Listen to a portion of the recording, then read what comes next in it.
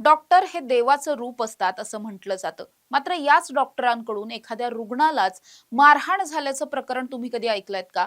अशाच पद्धतीचं एक प्रकरण खरं तर पुण्यामध्ये घडलेलं आहे. अतिशय धक्कादायक हा सगळा प्रकार आहे. जे काही आरोप करण्यात आलेले आहेत ते सुद्धा अतिशय खळबळजनक आहेत. नेमकं पुण्यातल्या नरेमध्ये असलेल्या या हॉस्पिटलमध्ये काय घडलेलं आहे जाणून घेणार आहोत. नमस्कार, मी समृद्धी आणि तुम्ही पाहताय टॉप न्यूज मराठी.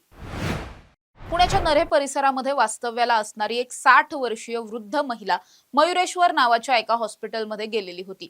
त्यापूर्वी या महिलेबरोबर असं घडलेलं होतं की ही महिला घरामध्ये असताना तिने खुर्चीवर बसण्याचा प्रयत्न केला, मात्र तिचा तोल गेला आणि ती हातावरती खाली कोसळली. त्यानंतर तिच्या हाताला प्रचंड वेदना होत होत्या. कदाचित हाड वगैरे क्रॅक गेलं असण्याची शक्यता होती. त्यामुळे तिने तिच्या सुनेला सांगितलं आणि या दोघी सुद्धा सासू सुना लगेचच जवळ असलेल्या हॉस्पिटलमध्ये निघाल्या.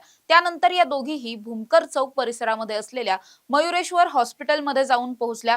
हे हॉस्पिटल जे आहे ते डॉक्टर मयूर पवार नावाच्या एका डॉक्टरचं आहे आणि अस्थिरोग तज्ञ वगैरे ते असल्याची माहिती समोर येते.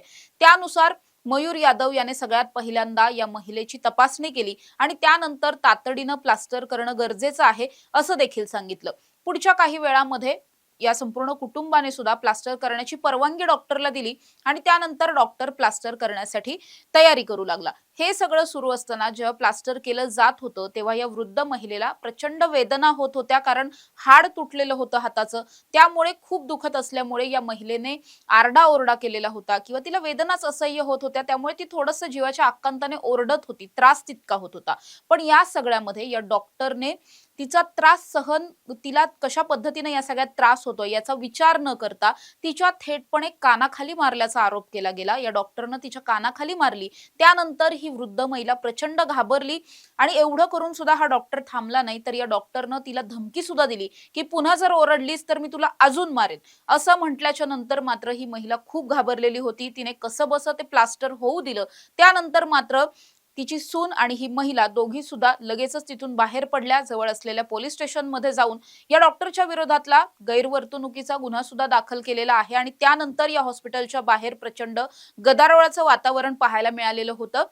या हॉस्पिटलमध्ये जाऊन पोलिसांनी सुद्धा चौकशी करण्याचे प्रयत्न केलेले आहेत, तपास केलेला आहे. या व्यतिरिक्त हॉस्पिटलच्या बाहेर सुद्धा स्थानिकांची खूप मोठी गर्दी झालेली होती आणि त्यानंतर आता हे हॉस्पिटल आज दिवसभर तरी बंद असलेलं पाहायला मिळालं. त्यामुळे जे काही आरोप मयूर यादव या डॉक्टरवरती झालेले आहेत ते खरंच खरे आहेत का याचा शोध सध्या पोलिसांकडून घेतला जातो आणि जर हे खरं असेल तर हे प्रचंड गंभीर आहे. त्यामुळे या डॉक्टरच्या विरोधात कठोरातील कठोर कारवाई झाली पाहिजे अशी मागणी सुद्धा जोर धरताना पाहायला मिळते. अशा ताज्या आणि महत्त्वाच्या बातम्यांसाठी तुम्ही पाहत रहा टॉप न्यूज मराठी. आपला महाराष्ट्र, आपली बातमी.